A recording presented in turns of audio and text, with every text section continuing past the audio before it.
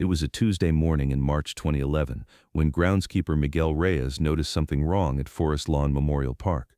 He'd been maintaining the same section of Glendale's most famous cemetery for 16 years, knew every monument and marker by heart. But that morning, standing before the massive marble sanctuary that housed Jean Harlow's remains, he saw fresh soil. Someone had been digging. Not vandals. The excavation was too precise, too deliberate. Miguel called his supervisor, who called security, who called the police.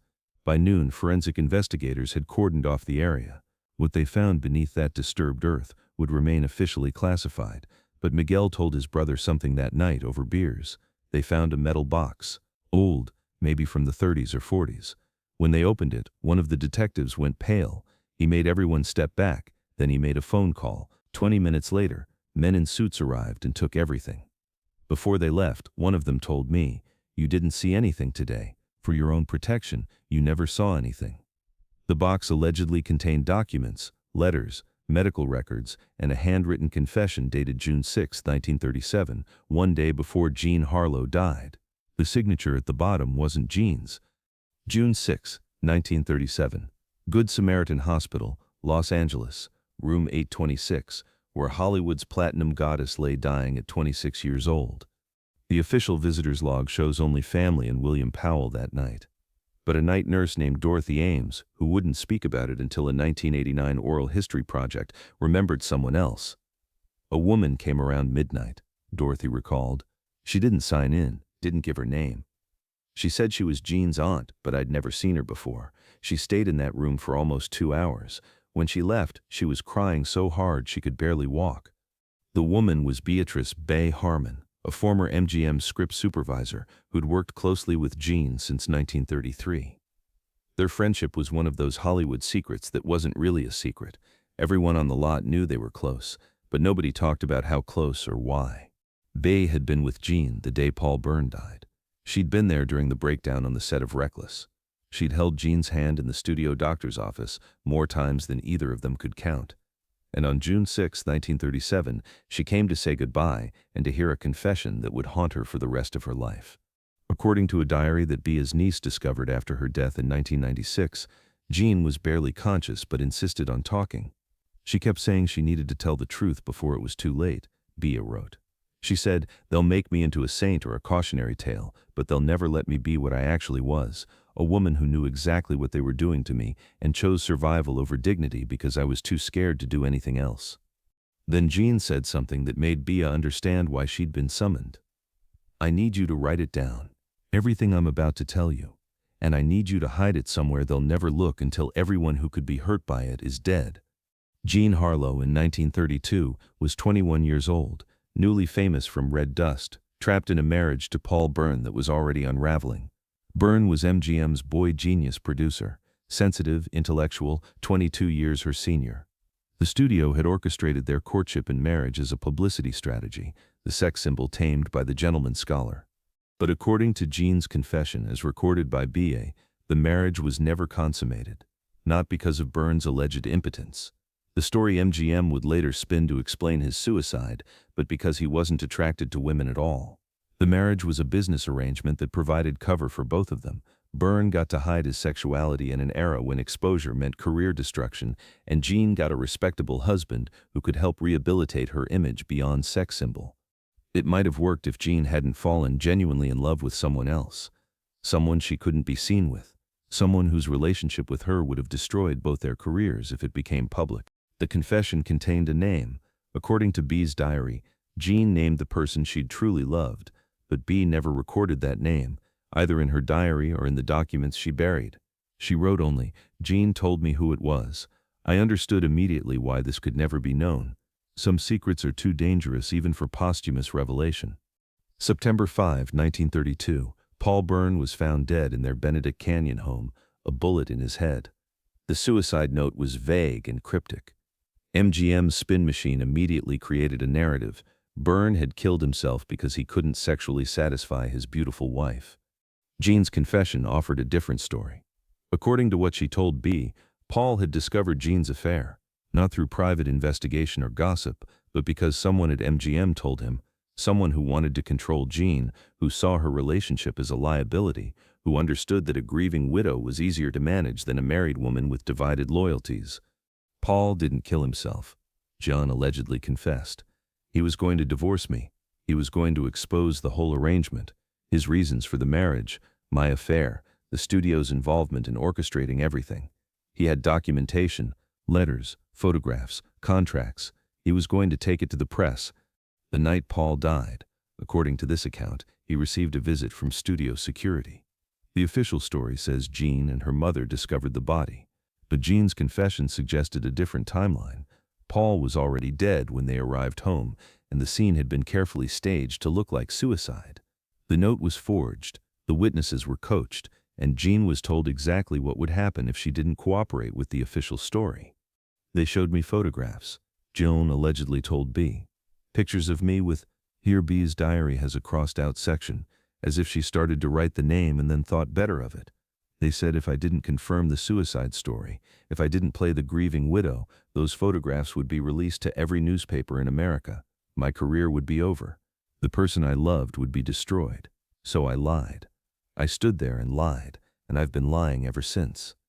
After Paul Byrne's death, Jean fell apart. The guilt, the fear, the ongoing pressure to maintain the lie, it was too much. She started missing rehearsals, showing up to set unprepared, breaking down during takes. MGM's solution was chemical. The studio doctors prescribed nerve tonics and vitamin injections that were actually cocktails of amphetamines, barbiturates, and experimental compounds. The goal wasn't to heal Jean, it was to keep her functional enough to complete her contracted films. According to Jean's confession, she knew what the medications were doing to her. They're killing me, she allegedly told B. Slowly, methodically breaking down my body one system at a time. But the alternative is worse. If I refuse the treatments, they'll invoke the morality clause in my contract. They'll claim I'm mentally unstable, chemically dependent, unsuitable for work. They'll ruin me legally and financially, and they'll still release those photographs. By 1935, Jean's kidney function was already compromised. Medical experts who've reviewed the timeline have noted that the symptoms she exhibited, edema, fatigue, cognitive impairment, are consistent with both chronic kidney disease and long-term exposure to certain pharmaceutical compounds that were common in the 1930s, but are now known to be nephrotoxic. Jean knew she was dying. Her confession makes that clear. I can feel my body shutting down, she told B. The doctors tell me I'm fine, that I just need to rest and take my medications, but I know better. Every day I'm a little weaker. Every day something that used to work doesn't work anymore. And nobody will help me because helping me means admitting what they've been doing to me for 5 years. John met William Powell on the set of Reckless in 1935. Their romance has been documented and romanticized. The platinum goddess and the sophisticated leading man engaged to be married before tragedy struck. But Jean's confession suggested something more complex. According to what she told B, her relationship with Powell was genuine but also strategic. She hoped that marrying Powell, a respected, powerful actor, might give her enough leverage to break free from MGM's control.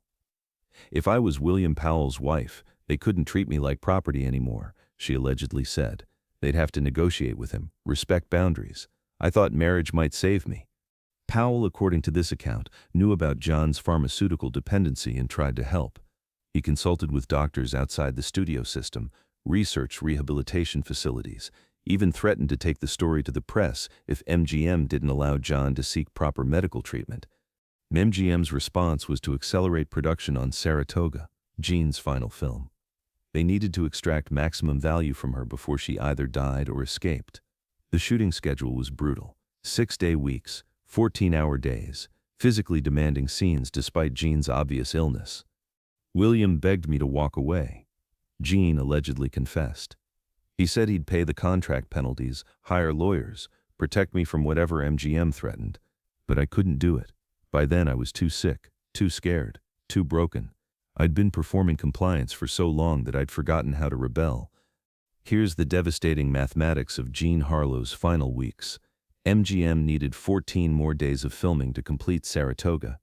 Jean's kidneys were failing. The studio doctors knew this. Her blood work made it obvious. But they also knew that with the right combination of medications, they could keep her functional for 2 more weeks. After that, her survival wasn't their problem. According to Jean's confession, a studio executive, she didn't name which one, visited her on set in late May 1937. He was direct. "We need 2 more weeks. Your doctors say you can give us 2 more weeks if you're careful. After that, you can see whatever specialists you want. Check into whatever hospital you choose. Just give us 2 more weeks." Jean gave them 18 days. On May 29, she collapsed on set, but instead of being rushed to a hospital, she was taken home at her mother's insistence. MGM had consulted with Mama Jean, a Christian Scientist who distrusted conventional medicine, and convinced her that Jean just needed rest and prayer. For a week, while Jean's kidneys shut down completely and toxins flooded her system, Mama Jean kept her daughter at home, trying to heal her through faith. By the time Jean was finally admitted to Good Samaritan Hospital on June 6, her condition was irreversible. They timed it perfectly. Jean allegedly told B during that final confession, "They got their footage, and they got to blame my death on my mother's religious beliefs instead of their pharmaceutical poisoning. They calculated it all, how long they could keep me working, how to ensure I wouldn't survive long enough to talk, how to construct a narrative that made them look like victims of circumstance rather than architects of murder." After Jean died on June 7, 1937, Beatrice Harmon did exactly what she'd been asked to do. She took the confession she'd written down, Jean's words in Bea's handwriting, along with several other documents Jean had given her over the years, and she sealed them in a metal box. Then she waited. She couldn't bury it at Jean's grave immediately. Too many people watching, too much media attention. So she kept the box hidden for 15 years. In 1952, when Jean's mother died and the grave was opened to enter Mama Jean beside her daughter, B bribed a cemetery worker to let her bury the box in the same plot, deep enough that it wouldn't be discovered during normal maintenance, hidden enough that only someone specifically looking for it would find it. B died in 1996, taking the secret of the box's location to her grave. But she'd told her niece one thing: if that grave is ever disturbed, if someone ever digs there for any reason, they'll find the truth about Jean Harlow, not the movie star, the woman.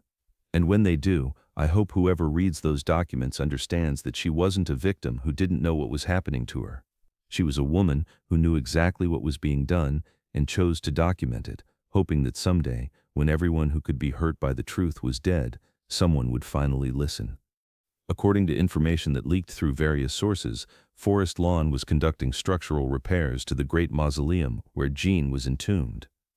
During ground assessment, their equipment detected an anomaly, something metal buried deep. They brought in archaeologists, thinking it might be a historical artifact. Instead, they found Bea's box. Inside, 3 handwritten letters from Jean to an unnamed person, medical records showing Jean's progressive kidney failure, alongside documentation of her pharmaceutical regimen, and 17 pages of Bea's diary entries recounting Jean's final confession. The discovery created immediate legal complications. The documents implicated a corporation, MGM, now part of larger conglomerates, named individuals who had living relatives, and contained information about someone Jean had been involved with, someone whose identity B had protected, but whose relationship with Jean could be inferred from the letters. Within hours, attorneys representing various parties descended on Forest Lawn. The documents were seized as potential evidence in what? There was no crime being investigated, no trial pending. They were seized simply because they were too dangerous to let circulate. Miguel Reyes, the groundskeeper who first noticed the disturbance, was paid a settlement and required to sign a non-disclosure agreement. The forensic team that processed the scene signed similar agreements. Even the attorneys who reviewed the documents are bound by confidentiality clauses that extend beyond their deaths. The official story became nothing was found. The ground disturbance was due to seismic settling.